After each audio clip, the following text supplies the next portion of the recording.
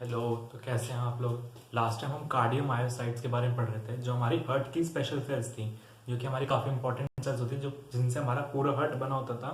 इस last time हमने impulse के बारे में पढ़ा था कि नर्व इम्पल्स कैसे कंडक्शन होती है, उसका ग्राफ पढ़ा था हमने।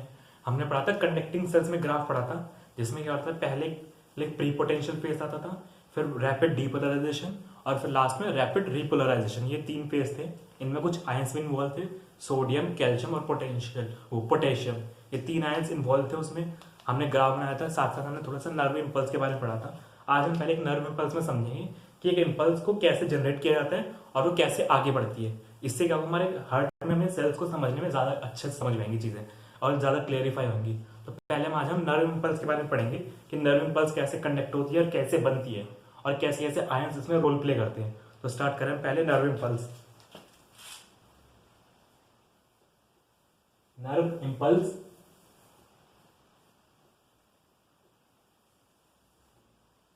Formation and conduction. कि मतलब आगे बढ़ती कैसे है, कंडक्शन मतलब होता है आगे बढ़ना। तो ये कैसे बनती है और कैसे आगे बढ़ती है, ये दो चीजें पढ़नी है। तो सबसे पहले एक बार हम, अब जैसे नर्व इम्पल्स उसमें ट्रांसफर होगी नर्व न्यूरॉन में, वैसे ही सेम इम्पल्स का फॉर्मेशन कार्डियोमायोसाइट्स में होता है, कंडक्टिंग सेल्स में, और आगे वैसे ही वो आगे ट्रेवल करती है। सेम प्रोसेस होता है। इसलिए पहले हम नर्व इम्पल्स में समझते हैं, उसमें हमें अपने आप समझ में आ जाए, क्लियरिफाई हो जाए उसमें हमें। तो ज्यादा क्लियरिफाई हो रहा है इसलिए हम पढ़ रहे हैं यहाँ पे। तो देखिए पहले ये हमारी न्यूरॉन होती है। पहले थोड़ा सा न्यूरॉन का डायग्राम देख लेते हैं। मेन जो चीज है हमारी,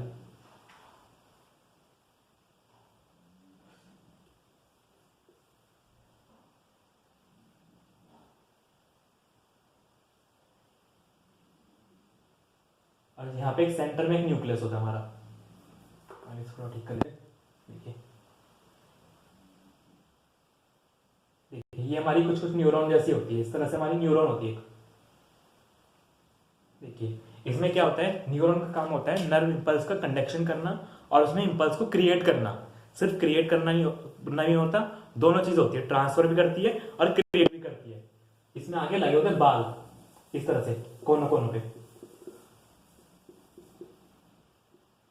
हर कोने पे निकले होते हैं। इन बालों को हम क्या बोलते हैं, इन बालों का नाम होता है डेंड्राइट। इनका रोल क्या होता है, ये न्यूरॉन्स इस तरह आपस में जुड़ी होती है कि एक सेल ऐसे जुड़ी होगी, ये एक न्यूरॉन है, देखिए एक मिनट, ये देखिए एक न्यूरॉन होगी, पीछे इसके नर्व एंडिंग होगी, फिर साथ में दूसरी न्यूरॉन जुड़ी होगी। इस तरह से लाइन से सारी न्यूरॉन जुड़ी होती है। क्या होता है, यहां से इनमें बाल निकले होते हैं, यहां से जो इंपल्स आती है वो इन बालों के थ्रू दूसरी न्यूरॉन में जाती है। तो इंपल्स का कंडक्शन कैसे होता है, इस डायरेक्शन में होता है, फ्रॉम, इस वाले पार्ट को बोलते हैं सेल बॉडी या फिर साइटोन, और इस वाले पार्ट को बोलते हैं एक्सन टर्मिनल।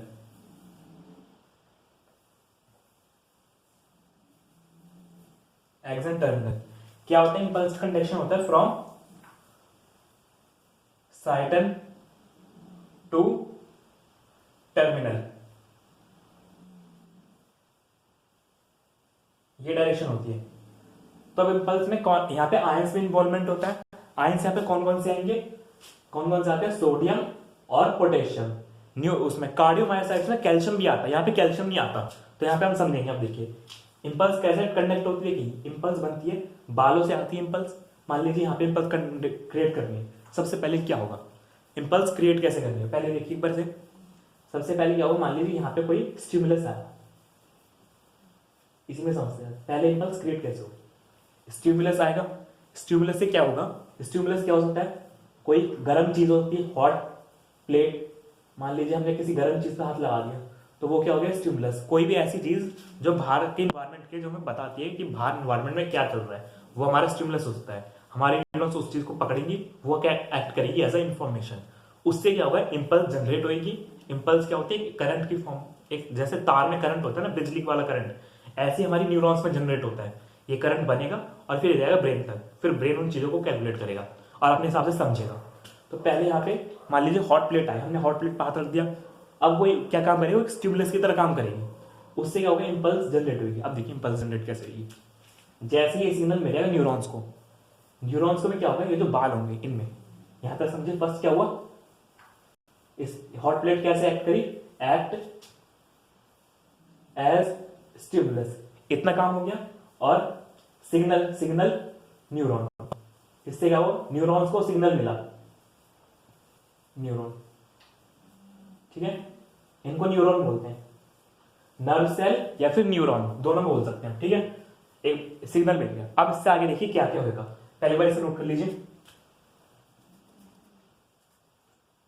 साथ साथ पहले समझ लेते क्या क्या चीजें यहां पे इन्वॉल्व होंगी।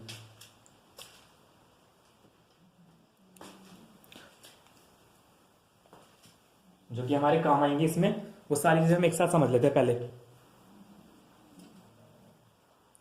ठीक है। अब देखिए आगे इसको मिटो देते हैं, यहां से एक्सन ये वाला टर्मिनल मिटो देते हैं, ठीक है। आगे बना रखे हमने, बीच वाले पार्ट को हम एक्सन बोलते हैं, लिख लीजिएगा भाई, एक्सॉन, यहां पे छोटा कर देते हैं न्यूरॉन को, ठीक है, छोटी सी बना दी हमने।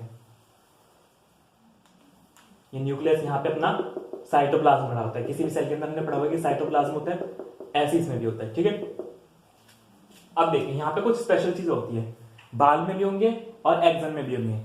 डेंड्राइट्स का काम क्या होता है, इंपल्स को लेना, इंपल्स को क्रिएट करना, इंपल्स मतलब कोई इंपल्स आएगी सिग्नल करके इंपल्स को बनाना। और एक्सन का काम क्या होता है, उस इंपल्स को आगे की तरफ कंडक्ट करना। इंपल्स क्या होता है, सिंपल एक सिग्नल होता है इलेक्ट्रिक फॉर्म में, अभी तक क्या सिर्फ सिग्नल हुआ है, अब करंट बनेगा। करंट, जैसे करंट क्या होता है, चार्ज का फ्लो होना, क्या क्या कहलाता है, करंट। ये आपने फिजिक्स में पढ़ा होगा कि जब चार्ज फ्लो होता है तो उसे हम बोलते हैं करंट। चार्ज हमारे पास क्या है, सोडियम आयंस है, वो भी आयन चार्ज ही तो पॉजिटिव चार्ज, और पोटेशियम आयंस भी पॉजिटिव चार्ज है, तो ये चार्ज का फ्लो होना यही हमारा करंट बन जाएगा, जिसको हम क्या बोलेंगे, इंपल्स बोलेंगे, इलेक्ट्रिक इंपल्स बोलते हैं।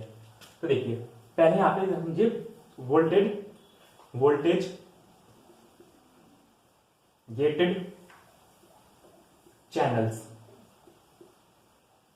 पहले क्या मतलब समझिए, ये क्या होते हैं, कुछ स्पेशल टाइप के जैसे रास्ते होते हैं, स्पेशल टाइप के चैनल्स, मतलब इन्हें क्या बोल सकते हैं, वे विच अलाउ। लेकिन क्या होता है वोल्टेज गेटेड चैनल का मतलब क्या होता है, एक तरह का सिंपल पाथ होता है, जो क्या काम करते हैं, जैसे प्लाज्मा में गेट बना देता हम, गेट की एक बंदे के लिए आने जाने के लिए, ऐसे ही होते हैं सिंपल। लेकिन शर्त क्या होती है गेट की, ये सिर्फ एक बंदे के लिए एक गेट होगा, उस गेट से वही बंदा जा सकता है, दूसरे को जाने की परमिशन नहीं होगी। इनकी यही खासियत होती है इन गेट की। और ये किसी तरह, इनमें कई वक्त होता है और एनर्जी लगती है आने जाने के लिए, कभी बार नहीं लगती, तो वो इन पर डिपेंड करता है कैसे चैनल्स है, ठीक है। चैनल होते हैं, चैनल्स में एनर्जी नहीं लगती, एक आएगा अभी पंप, उसमें लगती है, इनमें नो एटीपी नीड। एटीपी क्या होती है, हमारी एनर्जी करेंसी ऑफ सेल, यानी adenosine triphosphate, energy no ATP need, ठीक है। Allow only one particle one charge. अब वो सोडियम में हो सकता है, वो पोटेशियम में हो सकता है, लेकिन सोडियम के लिए अलग होगा ये वोल्टेज चैनल, पोटेशियम के लिए अलग होगा, ये बात याद रखिएगा, ठीक है।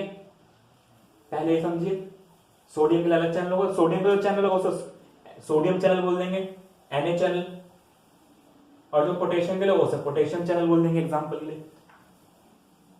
दूसरा आता है यहां पे, कौन सा आता है, दूसरा आता है पंप। वोल्टेज गेटेड चैनल कैसे होता है, देखिए ये इस तरह से होता है, मान लीजिए ये तो इसकी मेम्ब्रेन है, प्लाज्मा मेम्ब्रेन। जो न्यूरॉन की मेम्ब्रेन होती है उसको हम बोलते हैं न्यूरोलेमा बोलते हैं हम। न्यूरोलेमा क्या होती है, बाहर वाली होती है, एक होती है अंदर वाली एक्सोलीमा, ठीक है, एक्सोलीमा बोलते हैं उसे, एक्सोलीमा।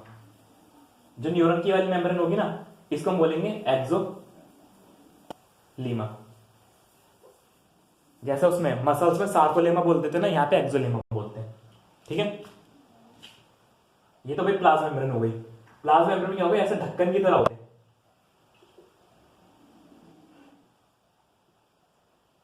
यहां से आयन अंदर जा सकता है और बाहर आ सकता है, एग्जाम्पल के लिए पोटेशियम वाला, तो पोटेशियम वाला अंदर जाएगा। ये तो क्या हमारे वोल्टेज चैनल। अब समझिए पंप, पंप क्या होते हैं, इनको क्या होती है, एनर्जी की रिक्वायरमेंट होती है। Need ATP. अब ये करते गए एक्सचेंज का काम करते हैं, एक आयन के बदले दूसरा आयन। अगर एक आयन को अंदर लेके जा रहे हैं तो दूसरे आयन को बाहर फेंकेंगे। ये एक साथ दो आयन का ट्रांसफर करते हैं, अंदर बाहर, एक को अंदर फेंकेंगे, एक को बाहर फेंकेंगे, इस तरह काम करते हैं। इसका एग्जाम्पल होता है सोडियम पोटेशियम पंप। ये उसमें कार्डियम आयोसाइड में भी मिलेगा आपको। ये क्या काम करता है, 3 सोडियम को 3Na आउटसाइड, 3 सोडियम को बाहर फेंकता है एक बार में। जब भी काम करेगा 1 एटीपी खर्च करके, और 2 पोटेशियम आयंस को अंदर, इनसाइड। ठीक है, ये इसकी वर्किंग होती है। दो चीज समझिए, एक तो हमने समझा वोल्टेज गेटेड चैनल्स, और दूसरा पंप। वोल्टेज गेटेड चैनल क्या होते हैं, ये फिक्स होते हैं, पोटेशियम के लिए अलग होगा, सोडियम के लिए अलग होगा, सिंपली अलाउ करते हैं, कोई एटीपी की नीड नहीं होती इनको। कभी बंद खोल हो सकते हैं, वो अलग बात है, बंद होंगे खुले होंगे उसको हम समझेंगे कैसे। और दूसरा क्या होता है, पंप। पंप क्या होता है, चैनल पंप बोलते हैं इसे। इसका काम क्या होता है, ये क्या करता है, एटीपी खर्च करता है और आयंस को ट्रांसफर करता है एक साइड से दूसरी साइड, प्लाज्मा मेम्ब्रेन में। ठीक है, सेल के अंदर बाहर ट्रांसफर करता है। क्या काम करता है, 3 सोडियम को बाहर फेंकता है सेल से, और 2 पोटेशियम को अंदर लेता है प्लाज्मा मेम्ब्रेन के अंदर, साइटोप्लाज्म में। ठीक है, इसका ये एग्जांपल है सोडियम पोटेशियम पंप, ये इस मेम्ब्रेन में होता है। ठीक है, इतना नोट करिए। अब देखते हैं इसमें इंपल्स, सिग्नल आने के बाद इंपल्स कैसे बनेगी। ठीक है, ठीक है, अब समझते हैं आगे का।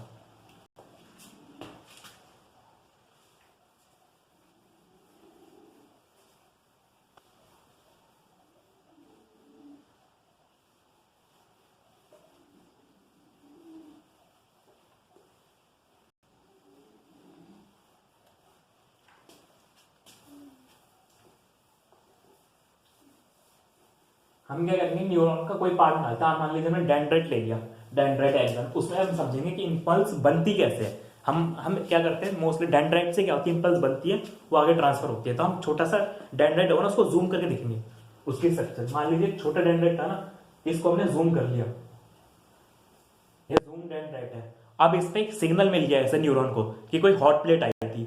अब उसमें हमें इंपल्स बनानी है। सबसे पहले समझिए मेम्ब्रेन में क्या क्या होता है। पहला, एक तो ओपन चैनल्स होते हैं, चैनल एक तो ये ऐसे चैनल जो हमेशा ओपन रहते हैं, किसी के लिए भी कोई भी आ जा सकता है इसके अंदर से, फिक्स चैनल नहीं है ये। दूसरे कैसे चैनल होंगे जो कभी कभी ओपन होंगे वरना हमेशा क्लोज रहेंगे। स्पेशल केस में ये वाले ओपन है, ये वाले क्लोज्ड है, इनको स्पेशल केस में ओपन किया जाए क्लोज्ड। ठीक है, और तीसरा क्या होगा हमारा, पंप, जो हमने अभी पढ़ा। पंप कैसा होता है, उसको हम ऐसे बना लेते हैं। ठीक है, समझने में आसानी रहेगी।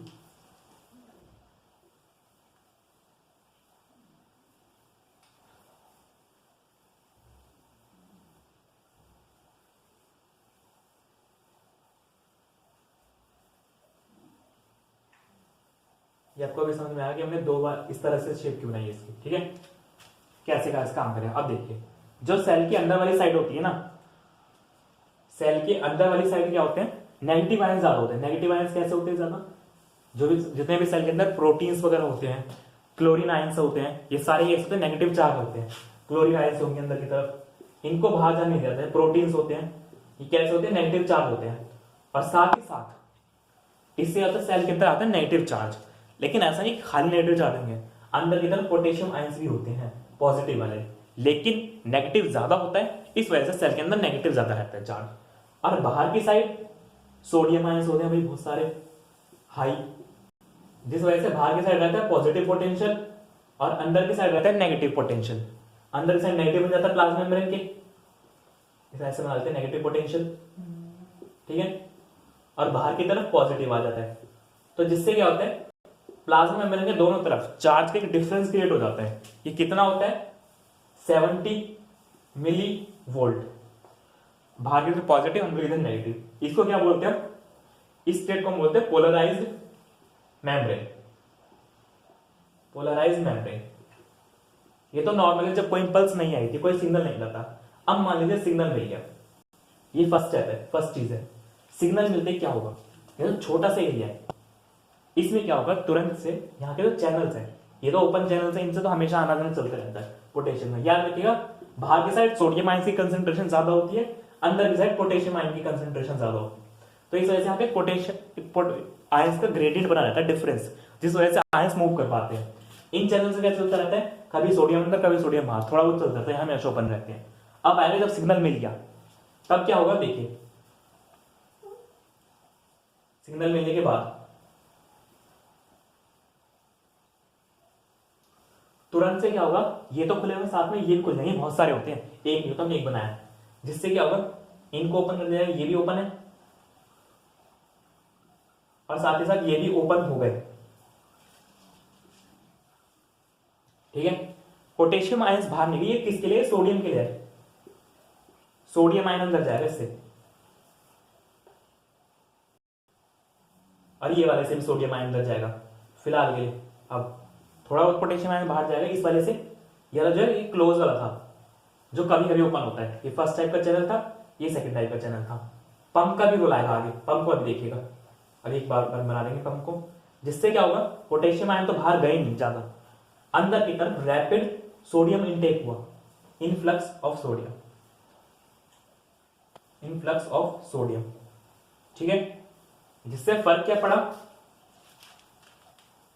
मेम्ब्रेन के एक छोटे से पोर्शन पे अंदर की तरफ बहुत सारा चार्ज आ गया प्लस का, अंदर की तरफ पॉजिटिव चार्ज आ गया, और बाहर की तरफ उसके रिस्पेक्ट में बोलते हैं हम एक दूसरे रिस्पेक्ट में कि एक साइड ज्यादा चार्ज है तो पॉजिटिव बोल देते हैं, उसके दूसरी साइड कम चार्ज है तो उसे नेगेटिव बोल देते हैं, नेगेटिव चार्ज रह गया, वहां कम हो गया, मतलब पोटेंशियल उल्टा हो गया। देखिए यहाँ पे -70 मिली वोल्ट होता है नेगेटिव में, अब यहां से पॉजिटिव हो जाता है प्लस में।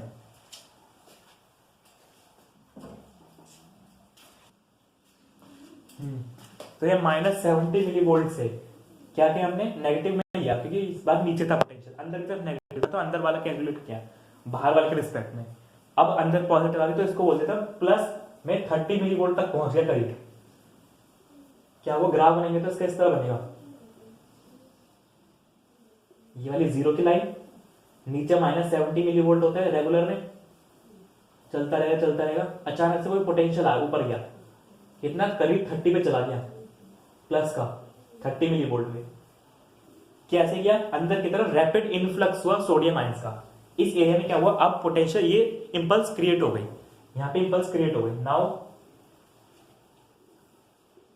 क्योंकि अंदर की तरफ आयंस आ गए, अब इंपल्स बना दिया हमने, करंट बना लिया, अब उसे बस आगे की तरफ चलाना है, impulse is formed. Same process cardiomyocytes में भी चलेगा, इंपल्स बन गई एक बार, अब इसे आगे की तरफ चलाना है। ठीक है, अब आगे समझेंगे, ये फर्स्ट स्टेप था कि हमारे इंपल्स को पहले क्रिएट करो, और इस प्रोसेस में बोला हमने जो अंदर की तरफ सेल्स आ गए, ये सेकंड स्टेप होता है, अंदर की तरफ आयंस है, इस स्टेप का नाम होता है डीपोलराइजेशन, इस स्टेप का नाम लेते हैं डीपोलराइजेशन। पहला स्टेप होता है पोलराइजेशन, फिर डीपोलराइजेशन, और अब आएगा रिपोलराइजेशन, इसको पोलराइजेशन बोल देते हैं खाली। ठीक है, पोलराइजेशन। अब इंपल्स आगे की तरफ बढ़ेगी और ये वाली स्टेट जो है सेल में आई है ये नॉर्मल से जाएगी। ठीक है, पहले से नोट कर लीजिए। ठीक है, अब देखते हैं आगे, ऊपर वाला रोल देते हैं। अब रोल आएगा इस पंप का आगे।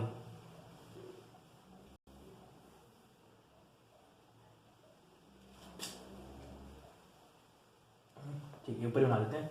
थर्ड स्टेप आएगा ऊपर की तरफ, रिपोलराइजेशन।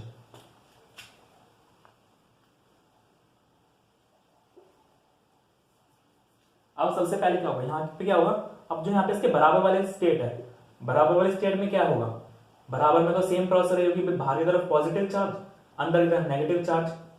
तो क्या होगा, बाहर वाले आगे वाले चैनल्स को सिग्नल दिया जाएगा, आगे वाले चैनल्स को सिग्नल दिया जाएगा कि तुम अपना आगे के लिए अपने चैनल्स खोल दो, ताकि आगे के सोडियम अंदर आ सके। जिससे क्या होगा, आगे के सोडियम क्या होगा, नेक्स्ट स्टेप में होगा नाउ चैनल्स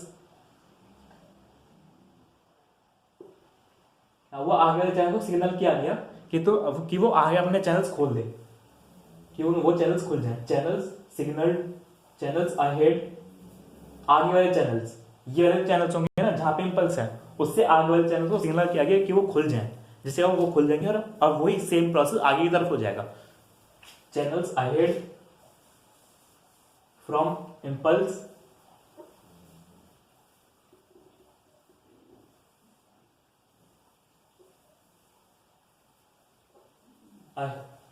signaled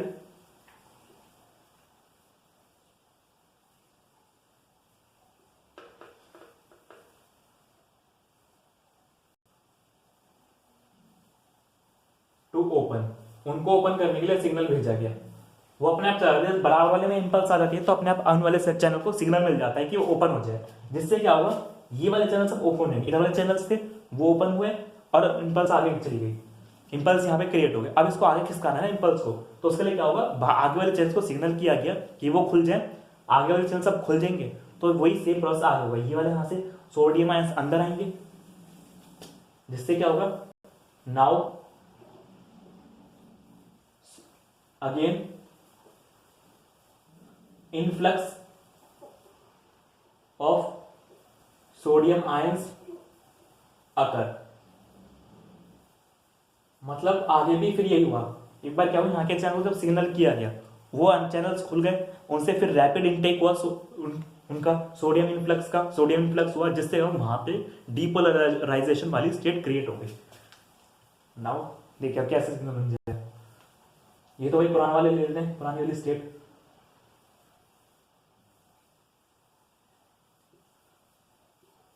अब जो नई वाली डीपोलराइजेशन क्रिएट हुई उसको देखते हैं। ये नया वाला मान लेते हैं जहां पे नई क्रिएट हुई है, वहां पे भी सेम हो गई है, सेम प्रोसेस रही है।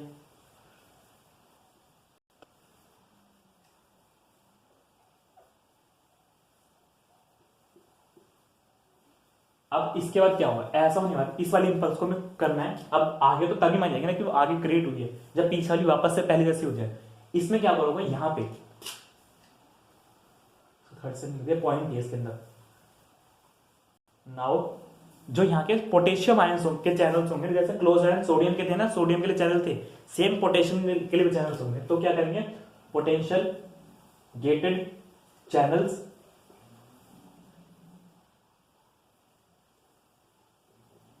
ओपन। वो चैनल ओपन हो गए, इसको मिटा लेते कैसे होगा देखिए, ये चीज को मिटा देते सारी।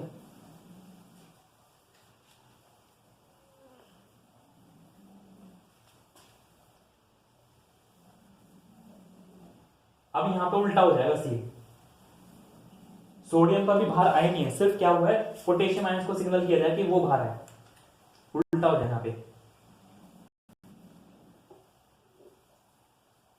यहाँ पे जो चैनल्स होंगे ना, यहाँ पे बना लेते हैं, इधर वाले भी कई सारे चैनल्स होंगे, एक नहीं काफी सारे होंगे।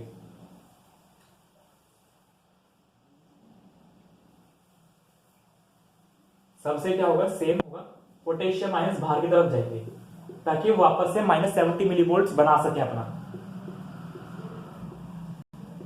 ठीक है। ओपन एंड अगेन पोटेंशियल,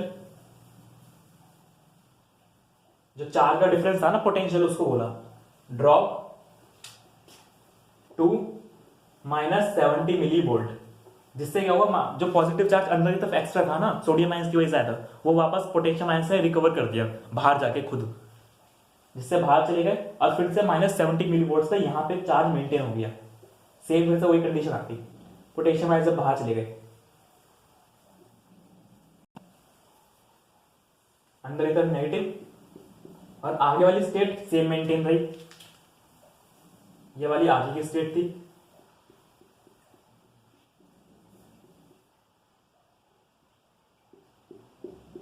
ठीक है, अब फिर सेम प्रोसेस आगे की तरफ होगी, इनके आगे वाले चैनल्स को सिग्नल किया जाएगा कि ओपन हो जाए, फिर वहां से सोडियम आयंस अंदर की तरफ आ जाएंगे, यहां से पोटेशियम आयंस बाहर की तरफ निकल जाएंगे ताकि यहाँ पे -70 मिलीवोल्ट किया जा सके। ऐसे इंपल्स धीरे आगे बढ़ेगी। यहाँ पे क्या हुआ, इंपल्स कंडक्शन हुआ है, इसको लिख देते हैं इंपल्स कंडक्शन, कंडक्शन हुआ है यहाँ पे। कि कैसे इंपल्स आगे बढ़ी। बात आती है उस पंप का क्या काम रहा, लेकिन देखिए मिली वोल्ट यहाँ पे क्रिएट हो गई -70 वोल्ट, लेकिन कुछ दिक्कत नहीं आ गई। जब पोलराइज मेम्ब्रेन थी तब क्या कंडीशन थी, बाहर की साइड ज्यादा सोडियम होने चाहिए, अंदर की तरफ ज्यादा पोटेशियम होने चाहिए। वो चार्ज डिफरेंस बिगड़ नहीं गया यहाँ पे। तो यहाँ पे क्या बोलेंगे, डिस्टर्ब चार्ज ग्रेडियंट। वो चार्ज ग्रेडियंट भले -70 मिलीवोल्ट तो बन गया, लेकिन वो चार्ज ग्रेडियंट तो डिस्टर्ब हो गया जो हमारा था। तो उसको अब वापस फिर बनाने के लिए अब आएगा रोल किसका, role of pump, sodium potassium pump. Now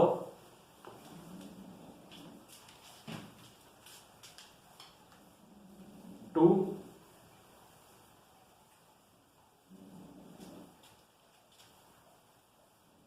correct it, इसको करेक्ट करने के लिए it sodium potassium pump active, वो क्या करेगा, एक एटीपी को खर्च करेगा और वापस से जो अंदर की तरफ सोडियम आयंस थे ना उनको बाहर की तरफ फेंकेगा, जो एक्स्ट्रा सोडियम आयंस अंदर आए थे, और जो बाहर ज्यादा पोटेशियम आयंस चले गए थे जिन्होंने वोल्टेज को वो मैनेज करने के लिए बाहर जाना पड़ा था, उनको वापस से अंदर खींचा जाएगा। और ज्यादा खींचा जाएगा जिससे क्या होगा, क्या इस तरह खींचा जाएगा कि वापस से इसी तरह डिफरेंस बना रहे हैं -70 मिलीवोल्ट का। क्या करेगा, 3 सोडियम 3Na+ आयंस आउटसाइड फेंक दिए जाएंगे जो अंदर एक्स्ट्रा आ गए थे, और ऐसे फेंके जाएंगे कि जिससे क्या होगा, यहाँ पे चार्ज बंद हो गया। लेकिन क्या होता है, बंद हो गया ऐसा मेंटेन रखा जाए 70 मिलीवोल्ट से, कितना, इसी वजह से मेन यहाँ पे 70 मिलीवोल्ट क्रिएट होता है ज्यादा, और 2 सोडियम 2 पोटेशियम आयंस इनसाइड। इससे भी देखिए चार्ज डिफरेंस आ रहा है कि भाई बाहर की तरफ ज्यादा पॉजिटिव चार्ज आ रहा है, अंदर की तरफ आ कम रहा है। सोडियम आयंस बाहर ज्यादा रहे हैं, 3 जा रहे हैं, +3 का चार्ज बाहर जा रहा है, लेकिन अंदर आ कितना रहा है, 2 पे तो आ रहा है। तो इससे तो चार्ज अपना पूरा जो इनिशियल हमारा पोलराइज स्टेट थी वो मेंटेन करने में हेल्प मिलेगी, तो इससे भी हमारी हेल्प होती है इनसाइड। तो इससे क्या हुआ, इसने क्या किया, वापस से जो चार्ज का डिफरेंस था वो बिगड़ गया था, उसको ठीक कर दिया, इसने ठीक कर दिया। अब फिर आगे इस तरह कंडक्शन चलता रहेगा हमारा। और ये वाली स्टेट को क्या बोला हमने, भाई जो वापस से पोटेशियम आयंस के चैनल खुल गए थे और बाहर चले गए थे, इस पार्ट को हम बोलते हैं थर्ड स्टेप जो हमारा है, जिसको हम बोलते हैं रीपोलराइजेशन।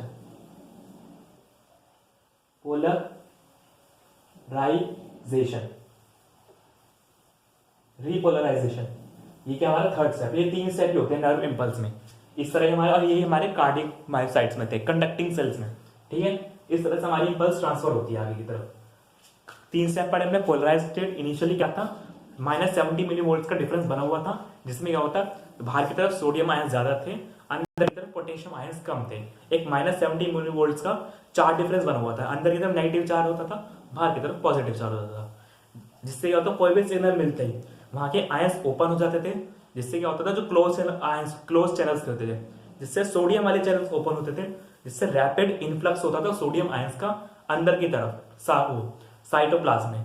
जिससे क्या होता था, अंदर का जो चार्ज डिफरेंस है वो चेंज होकर -70 मिलीवोल्ट से +30 तक पहुंच जाता था, और बाहर की तरफ नेगेटिव चार्ज का डिफरेंस आ जाता, नेगेटिव चार्ज आ जाता, जो क्या हुआ, +30 वोल्ट का डिफरेंस क्रिएट हो गया। अब आगे क्या हो गया, एक बार इंपल्स बन गई, यहां तक इंपल्स बन गई, इससे आपको क्या बोला हमने, डीपोलराइजेशन, कि मेम्ब्रेन का डीपोलराइज हो गई, उल्टी हो गई, अंदर की तरफ प्लस का वो चार्ज आ गया, बाहर की तरफ नेगेटिव आ गया। अब इंपल्स को आगे की तरफ कंडक्ट करना है। आगे की तरफ कंडक्ट करने के लिए क्या हुआ, आगे के चैनल्स को सिग्नल किया गया कि अब वो खुल जाए। उनके खुलते क्या हुआ, फिर से आगे वही हुआ, rapid influx of sodium ions. और यहां से के चैनल को क्या सिग्नल किया जाएगा, कि यहाँ पे करा जाएगा कि वापस से अपने पोटेशियम आयन के चैनल्स खोल दो, ताकि हम वापस से -70 मिलीवोल्ट बना सके। फिर यहाँ से पोटेशियम आयन के चैनल पीछे वाले खुल जाएंगे, जिससे क्या होगा, सारे पोटेशियम आयंस बाहर निकल जाएंगे हमारे, और क्या होगा, हमारा फिर से हमारा -70 मिलीवोल्ट क्रिएट हो जाएगा। इस प्रोसेस को हमने बोला रीपोलराइजेशन स्टेप को। तो हमारा क्या हुआ, इंपल्स आगे की तरफ ट्रांसफर हुआ, जो पॉजिटिव चार्ज था अंदर की तरफ वो आगे की तरफ खिसक गया, और जो नेगेटिव चार्ज था बाहर की साइड वो भी आगे की तरफ खिसक गया। तो इंपल्स आगे की तरफ खिसक गई, इसी तरह धीरे धीरे इंपल्स आगे की तरफ खिसकती रहेगी। अब फिर लेकिन इससे क्या होता था, पीछे की साइड पे होता था चार्ज का जो ग्रेडियंट होता था वो डिस्टर्ब हो रहा था सोडियम और पोटेशियम का। अंदर की तरफ सोडियम आयंस बढ़ रहे थे, बाहर की तरफ पोटेशियम आयंस बढ़ रहे थे। उस डिफरेंस को वापस से पहले जैसा बनाने के लिए, करेक्ट करने के लिए, तब आया था हमारा वो सोडियम पोटेशियम पंप वो क्या काम करता था, 3 सोडियम आयंस को बाहर की तरफ फेंकता था, 2 पोटेशियम आयंस को अंदर की तरफ लेता था, प्लस 1 एटीपी खर्च करता था, मतलब adenosine triphosphate energy currency of cell. और ये हमारा वापस से रिकरेक्ट कर देता था जो हमारा चार्ज डिफरेंस था, और इम्पल्स हमारी आगे की तरफ चलती रहती है। ऐसे ही पीछे वाले को वापस से सोडियम पोटेशियम पंप ठीक करता रहेगा, चैनल्स खुलते रहेंगे आगे वाले सिग्नल करके, और अंदर की तरफ आयन जाते रहेंगे, बाहर से पीछे वाली साइड से पोटेशियम आयन बाहर थ्रो करते रहेंगे। इस तरह हमारी इम्पल्स आगे बढ़ती रहेगी और इम्पल्स कंडक्शन होता रहेगा। रिकरेक्ट कर लेते हैं, ठीक है, इंग्लिश पे ध्यान ना दे ज्यादा, वो ऑलरेडी खराब ही है, ठीक है। रिकरेक्ट तो ये हमारा इस तरह से हमारी इम्पल्स में ये 3 स्टेप होते हैं और इम्पल्स हमारी कंडक्ट होती है। तो अब इसके बाद हमने इससे आपको और ज्यादा क्लैरिफाई करने में मदद मिलेगी कैसे हमारी सेल्स में इम्पल्स जनरेट होती है और क्या क्या स्टेप आते हैं। कई बार यहाँ पे एक चीज होती है, जब यहाँ पोटेशियम आयन चैनल ओपन होते हैं ना, तो यहाँ पे एक स्टेप और आता है हाइपर पोलराइजेशन। ये क्या होता है, सेकंड के बाद आता है। यहाँ पे खुलते कई बार क्या होता है ना, -70 मिली वोल्ट की बजाय कई बार -80 तक हो जाता है। ज्यादा देर के लिए खुले रहते हैं पोटेशियम आयन के चैनल्स, जिसके वजह से ज्यादा बाहर निकल जाते हैं। तो इससे क्या होगा, -80 वोल्ट तक चला गया वो डिफरेंस भाई, जो जाना चाहिए था -70 पे, लेकिन और ज्यादा गिर गया, इसलिए उसको बोलते हैं हाइपर पोलराइजेशन। तो उस चीज को करेक्ट करने के लिए ये चीज भी कौन करेक्ट करेगा, सोडियम पोटेशियम पंप। तो ग्राफ ऐसा बन जाता है, देखिए छोटा सा बनाते हैं ग्राफ। पहले -70 मिली वोल्ट था, ये 0 है, इससे क्या गया ऊपर की तरफ गया। ये कौन सी स्टेट है, प्लस का 30 मिली वोल्ट। ये कौन सा था, माइनस का 70, -75, -70। अब 30 से क्या होगा, पोटेशियम आयन के चैनल्स यहाँ पे खुलेंगे, जिससे होगा -80 पे चला जाएगा, करीब 80-90 तक, 80 में चला गया माइनस का। इस चीज को क्या बोला हमने, हाइपर पोलराइजेशन। तो ये स्टेप भी कई बार पूछ लेते हैं, बीच में आ जाता है इसके। मेन 3 ही होते हैं, ये बीच में कई बार आ जाता है, ये भी आ जाता है बीच में, लेकिन इसको हम प्रॉपर स्टेप नहीं बोलते, ये बहुत छोटे स्टेप होता है। इसको डिपोलराइजेशन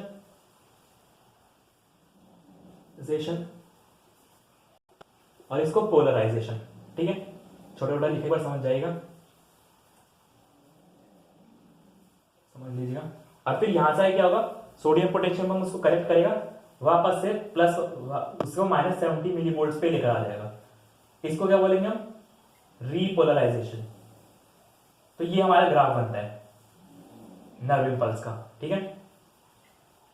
इसको भी बना लीजिए, एक बार इसको बड़ा करके बना देते हैं, एक बार इसको पहले नोट कर लीजिए, फिर इसको बड़ा बना देते हैं, ठीक है। देख लिया, ठीक है। एक बार इसको बड़ा बनाते हैं ग्राफ को, आपको और अच्छे समझ में आ जाएगा। ग्राफ भी काफी इंपॉर्टेंट है, ग्राफ से भी सारी चीजें अच्छे से क्लेरिफाई होती है।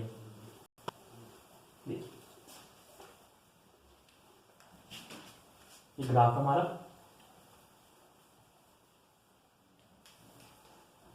ये 0, 10, माइनस का 20, 30, 40, माइनस का 50, सारे मिली वोल्ट है, 60, 70, 80, ठीक है, सारे मिली वोल्ट हैं। ये 0 है, उसके ऊपर क्या होगा, 10, 20, 30, 40 कर दे, ठीक है, सारे मिली वोल्ट हैं। अब देखिए यहां पे क्या होगा, सबसे पहले कहां थी मेम्ब्रेन, -70 पे थी, -70 पे इसको क्या बोलते हैं हम, पोलराइजेशन। पोलराइज मेम्ब्रेन होती है, पोलराइजेशन बोल देते हैं स्टेप को। ये क्या था, हमारा फर्स्ट स्टेप था। यहां से क्या होगा, जब सिग्नल मिला, सिग्नल मिलते ही चैनल्स ओपन होंगे, सोडियम वाले चैनल्स, सोडियम गेटेड चैनल्स, जिससे क्या होगा, सोडियम अंदर आएगा, रैपिड इन्फ्लक्स होगा और ये चार्ज चला जाएगा सीधा प्लस के 30 मिली वोल्ट पे। इस पॉइंट को क्या बोलेंगे हम, डीपोलराइजेशन। ये क्या हमारा सेकंड स्टेप। फिर इसके बाद क्या होता है, यहां से क्या होता है, इसी पॉइंट पे जस्ट आगे वाले चैनल को सिग्नल किया जाता है कि उनको खोल दिया जाए, जिससे क्या होता है, आगे की तरफ सेम प्रोसेस होती है, रैपिड इनफ्लक्स होता है सोडियम आयंस का, और इन वाले चैनल्स को ओपन कर रहता है कि वापस से अपनी पुरानी वाली मेम्ब्रेन की स्टेट कर दे, ताकि आगे की तरफ इम्पल्स खिसक जाए। तो क्या करते हैं, यहां से पोटेशियम आयन के चैनल्स ओपन होते हैं, वोल्टेज गेटेड पोटेशियम आयन के चैनल्स, जिससे क्या होता है, रैपिड इफ्लक्स होता है पोटेशियम आयंस का, बाहर की तरफ थ्रो ले जाते हैं, और थ्रो करते रहते हो, ज्यादा थ्रो जाते हैं कुछ, जिससे पहुंच जाते हैं -80 पे। इसको क्या बोलते हैं, थर्ड को बोल देते हैं हाइपर पोलराइजेशन। उसको फोर्स कर लीजिए, कोई दिक्कत नहीं, पोलराइजेशन। फिर वापस से होता है रोल आता है फिर इसका किसका, सोडियम पोटेशियम पंप का, और उससे क्या क्रिएट हो जाता है, वापस से फिर से 70 मिलीवोल्ट। इसको बोलते हैं रीपोलराइजेशन।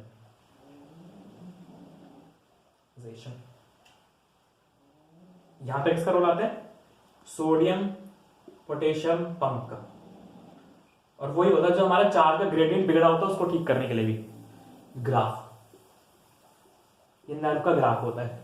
ये सारी चीजें आती हैं इसमें। यहां पे क्या ओपन हुआ है, के वोल्टेज गेटेड चैनल। ग्राफ में हम सारी चीजें समझ सकते हैं। चैनल ओपन, यहां से ओपन हो गए, ओपन। यहां पे क्लोज किया जाता है। यहां पे जब ज्यादा निकल जाते हैं तो यहां पे तुरंत क्लोज किया जाता है भाई। और ज्यादा निकल देंगे अगर, और ज्यादा ऊपर उन्हें देर ओपन रहता तो के चैनल क्लोज्ड। यहां पे जस्ट क्लोज कर देते हैं कि भाई और नीचे अब और नहीं निकालने बाहर की तरफ। अगर और बाहर निकाले तो बिल्कुल सेल मर जाएगी, फिर सेल ही खत्म हो जाएगी, क्या इंपल्स कंडक्ट होगी फिर, तो ऐसा भी तो नहीं चाहिए ना हमें। तो इसलिए ये सारे स्टेप्स होते हैं। यहां पर क्या होता है, यहां पर लिख सकते हैं जस्ट ये वाला पॉइंट होता है Na चैनल ओपन, ठीक है। यहां पे Na चैनल ओपन होते हैं, यहां पे के वोल्टेज चैनल ओपन होते हैं, यहां पे क्लोज होते हैं, और फिर यहां पे ये सोडियम पोटेशियम पंप अपना काम करता है, एक एटीपी खर्च करके 3 सोडियम बाहर 2 पोटेशियम अंदर की तरफ, और इस तरह हमारी इंपल्स कंडक्शन और इंपल्स कंडक्शन और फॉर्मेशन होता है। तो नेक्स्ट क्लास में हम पढ़ेंगे कार्डियोमायोसाइट्स की कॉन्ट्रैक्टिंग सेल्स, जिसमें आपको यहाँ पे इंपल्स कंडक्शन के बारे में समझने को मिला। अब आपको और ज्यादा चीजें आज क्लैरिफाई रहेंगी। कॉन्ट्रैक्टिंग सेल्स में ज्यादा आपको जरूरत पड़ेगी इसकी, इन चीजों की, तो इसलिए यहाँ पे हमने आपको और क्लैरिफाई करिए। तो नेक्स्ट क्लास में हम कार्डियोमायोसाइट का कॉन्ट्रैक्टिंग सेल्स पढ़ेंगे। उसके बाद हमारी कार्डियोमायोसाइट्स की पूरी सेल्स खत्म हो जाएंगी। Thank you. उसके बाद हम आगे और हार्ट की चीजें पढ़ेंगे। तो चलता रहे हमारे लेक्चर ऐसी। Thank you.